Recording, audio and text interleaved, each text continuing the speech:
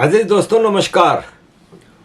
अजीज दोस्तों, पाकिस्तानियों के लॉजिक के मुताबिक पाकिस्तान में जितना भी टेररिज्म होता है ना, वो भारत करता है। और भारत में जितना टेररिज्म होता है वो भारत खुद करता है। खुद क्यों करता है?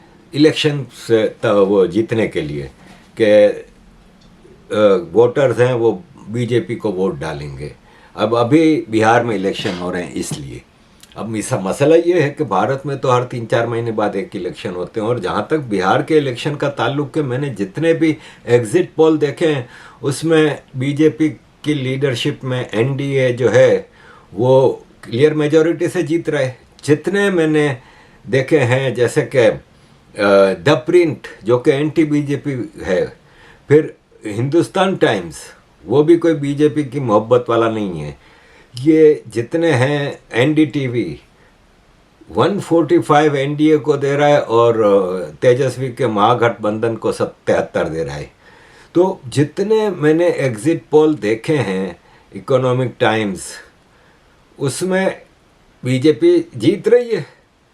तो फिर मसला क्या है?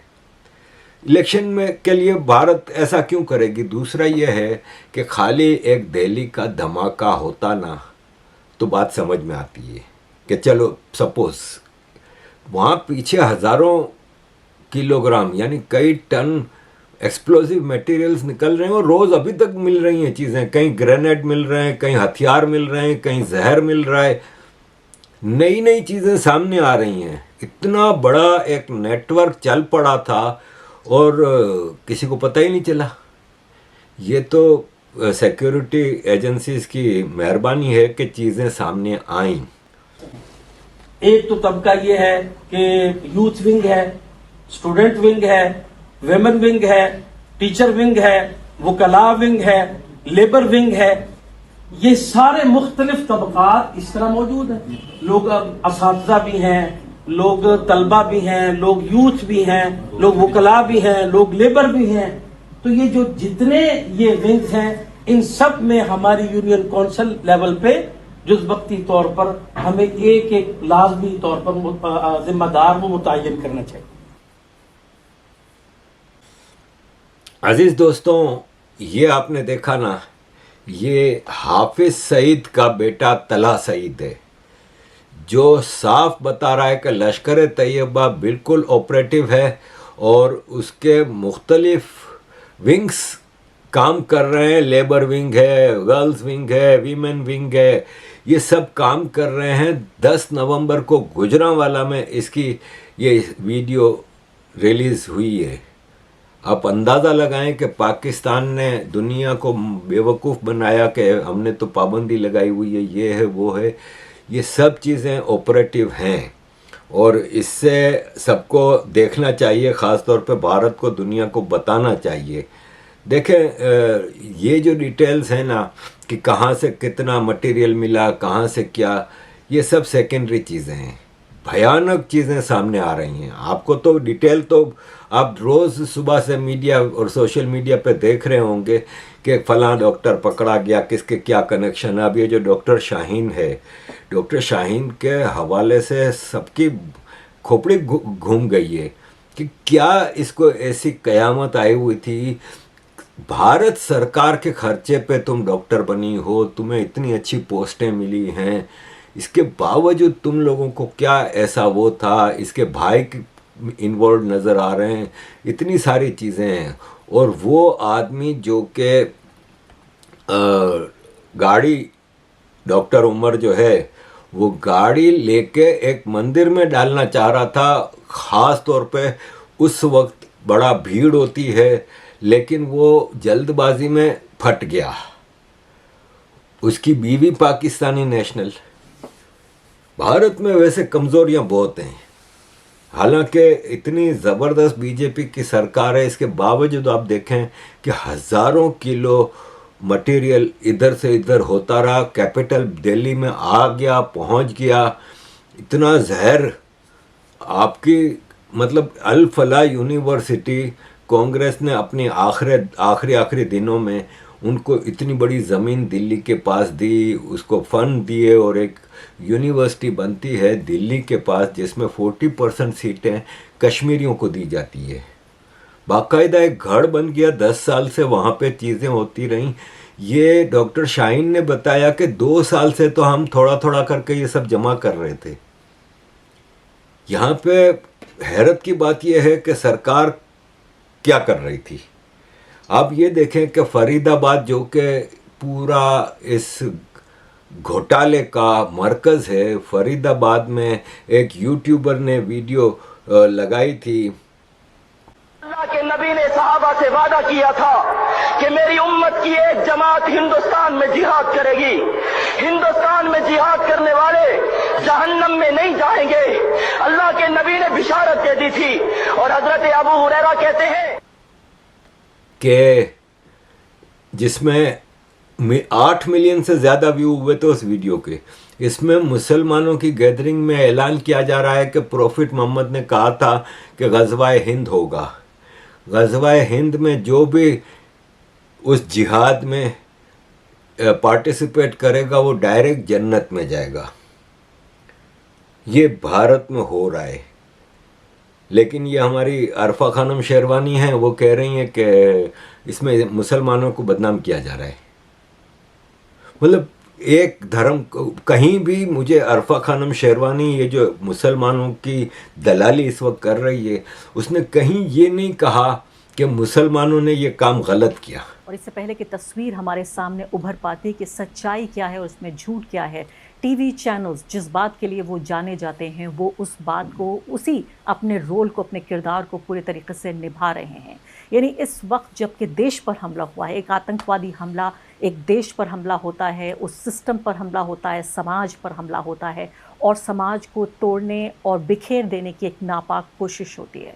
यही वो वक्त होता है जब समाज को साथ आकर एक दूसरे का हाथ थाम के ये कहना है कि ये पूरा देश आतंकवादियों के ख़िलाफ़ है, एक दूसरे के ख़िलाफ़ नहीं है। लेकिन अगर आप अभी टेलीविज़न चैनल्स देखिए, सोशल मीडिया देख लीजिए, इंस्टाग्राम देखिए, आप ट्विटर देख लीजिए, एक धर्म को दूसरे धर्म के ख़िलाफ़ बांटने की ये नापाक कोशिश, जो कोशिश आतंकवादी कर रहे हैं वही कोशिश नज़र आ रही है सोशल मीडिया पर भी हम देख रहे हैं और टीवी चैनल पर भी, अखबार के पन्ने भी इसी तरह से रंगे हुए हैं कि इस पूरे आतंकवादी घटनाक्रम को एक ख़ास धर्म से जोड़ दिया जाए। चूँकि जो लोग गिरफ्तार किए गए हैं फरीदाबाद वाले हॉस्पिटल से, या जिन लोगों का नाम आ रहा है इस जो कार में ब्लास्ट हुआ है उसमें, वो एक ख़ास धर्म के मानने वाले हैं। और इसीलिए यहाँ पर मैं आपके सामने वो फहरिस्त लेकर आई हूँ उन लोगों की जिनमें हर धर्म के मानने वाले लोग हैं।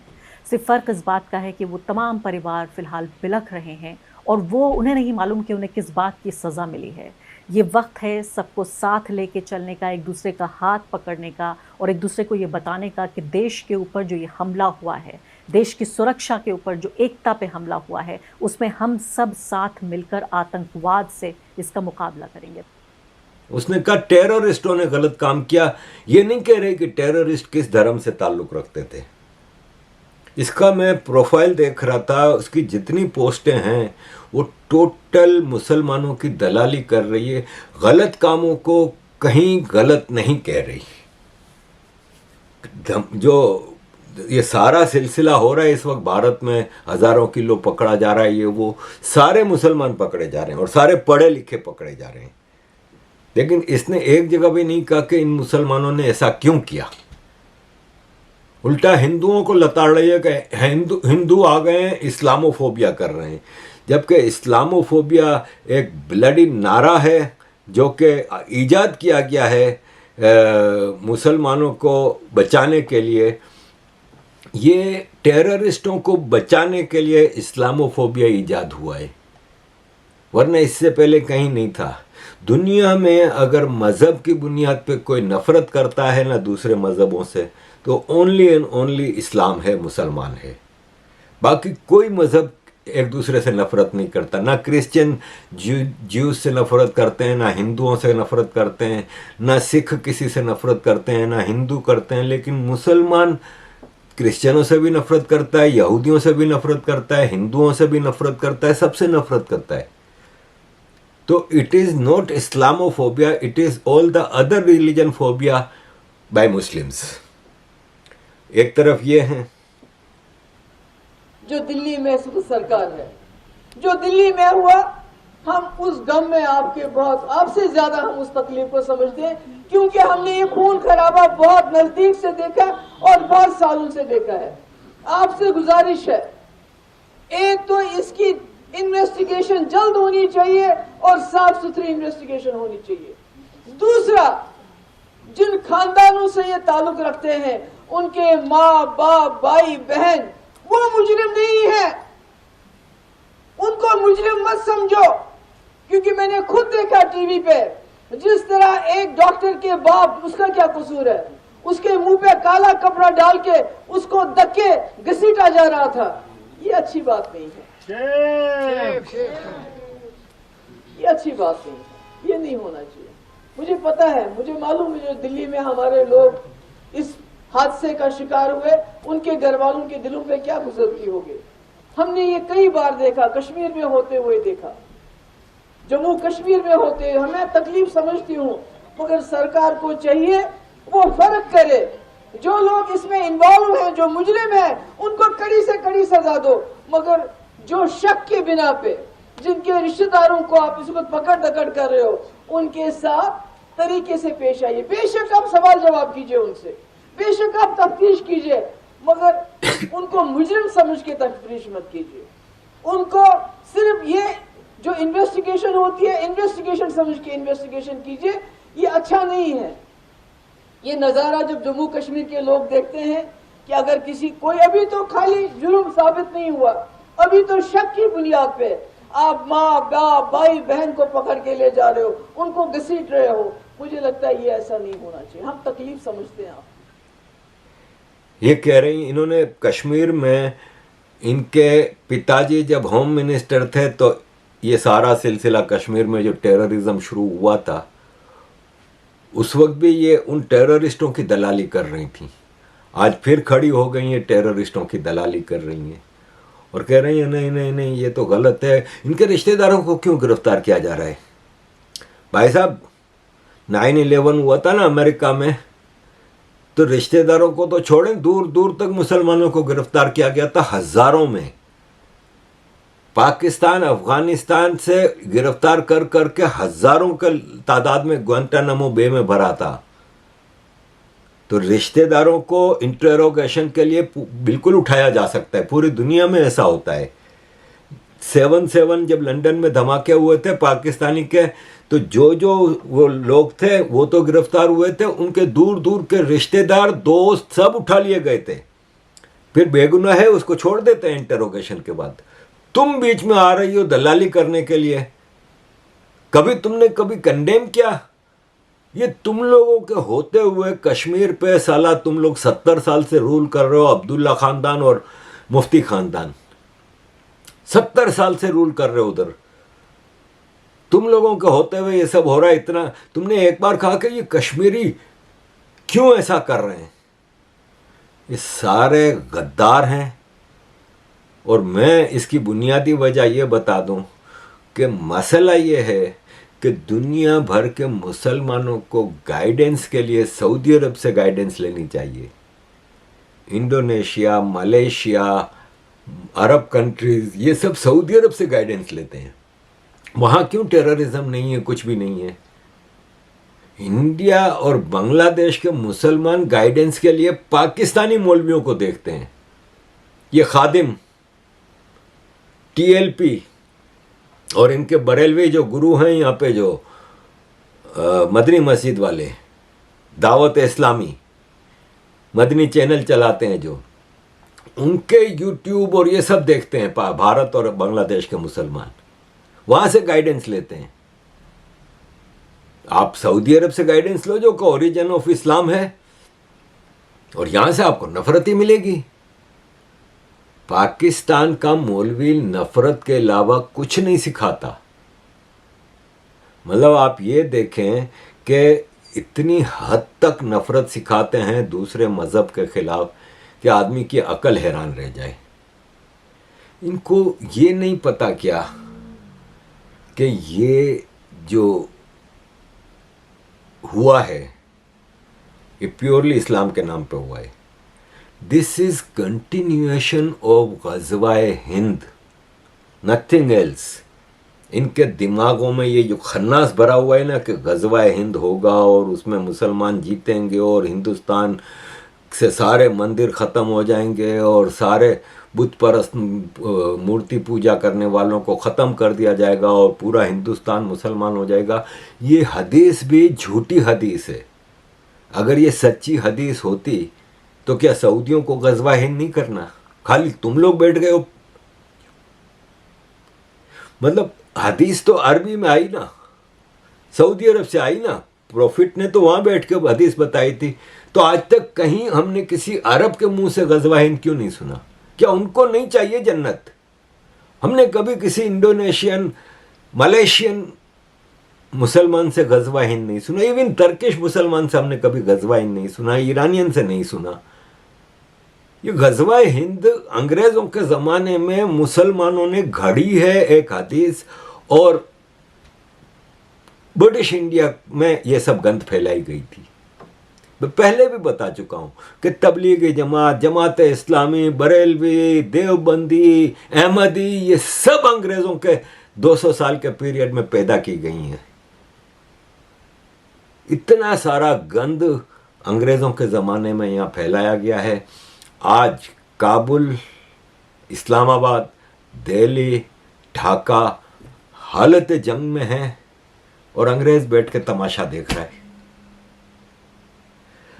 अजीज दोस्तों, एंड पे मैं एक वीडियो तो लगा के जा रहा हूं, देखें अगर ये YouTube अलाउ करता है।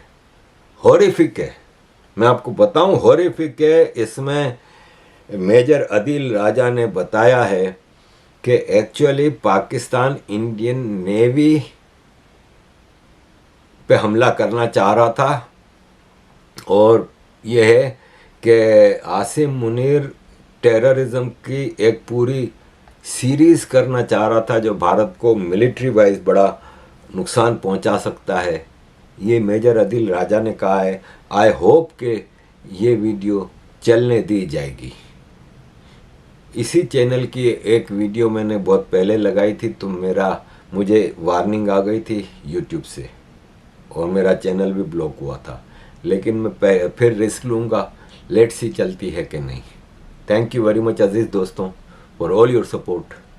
Kindly keep supporting. There has been a bomb blast or an explosion in the Red Fort area of New Delhi, India.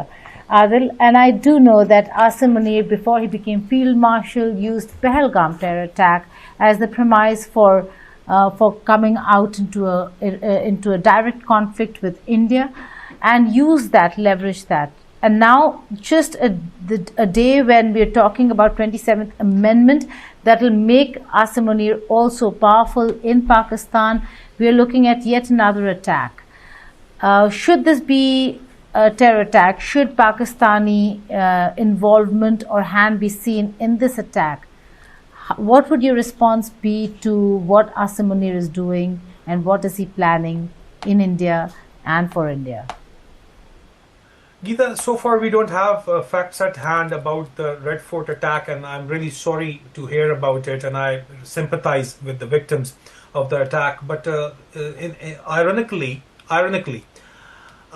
just last evening, in fact 12 hours ago, I did this vlog on my YouTube channel, Soldier Speaks Reloaded, about the China and Pakistan's plan to attack Indian Navy, and everybody was asking, and I did mention it, that why would India involve in another war?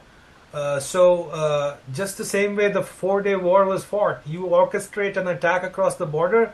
Indian response is predictable, tit for tat. They'll come back at you, they'll fire back at you, because there is a zero tolerance policy stated publicly by India, because it is a democracy.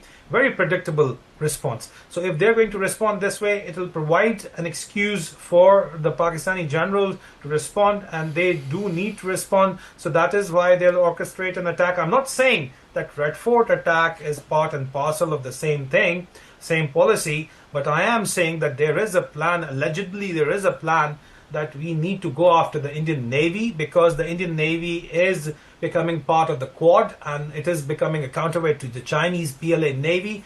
And as part of the Quad, it is a serious threat for the China-Pakistan alliance. So if Chinese provide an electromagnetic spectrum, there is a plan, all right, alleged plan, that if Chinese provide an electromagnetic spectrum blockade, if radar, jamming facilities like they had provided before, in case of the attacks against the Indian Air Force, if they're able to provide the satellite coverage, so the Pakistani aging fleet of the Mirages, which is 50-year-old, they can turn into kamikaze flight, allegedly. That's the plan. So yeah, it does make a lot of sense. In fact, it is, and then there is a negative public outburst again today in Pakistan against the 27th Amendment. So now, after the Red Fort blast, the entire media focus has shifted to the terrorist attack in New Delhi. So obviously it could be I'm not saying it is, all right, let it be very clear, but it is a very useful diversion for Asim Munir at this point. And Very interesting. Yeah. So, and at the same time, just 12 hours ago, I presented this sort of a prophetic vlog that I said that, well, this is the plan. They're going to instigate, orchestrate an attack on, like it was in Pahalgam. India would react, and they will use that reaction to take down the Indian Navy. But as per my sources, in all fairness, based in Washington, D.C., though, the sources in Washington, D.C., not Beijing, they say that, in fact, the Beijing, there are no comments from Beijing. So obviously, I would also say that it's Beijing's point of view as well, that they are not on board this plan. But the plan to take down Indian Navy, which is vulnerable in the south, in the Indian Ocean, then in Bay of Bengal and in the Arabian Sea, and there are Chinese presence reported, alleged Chinese presence in there, and I've presented evidence in my vlog. So yeah, it is plausible. You cannot simply deny it. You cannot simply rub it off, because the plan has been conveyed to me by certain senior sources in the Pakistani military. So, and it is expected of a man with a mindset of Asim Munir that he can definitely go and do such a thing. Yeah, he's already done it before to promote himself. Now he requires legitimacy. So he is going to wage more wars. That is not me saying, that is my colleagues serving in the military saying that he is going to wage new wars, because he requires the public support, and if there is no legitimacy, so he wants to rally the public behind him, and he wants to present a boogeyman, and there's no other way but to make a new war, because he's trying to do that in Afghanistan, but it's not working out for them, because the Afghanis are very smart like that. They are publicly stating that we've got no issues with the people of Pakistan. Unlike Indian public perception, the Afghanis is saying we've got no issue with the people of Pakistan. Our issue is with the colonels and generals of Pakistan only. So if this is the policy, yeah. Right, Azil, my final question to you. India post Pahalgam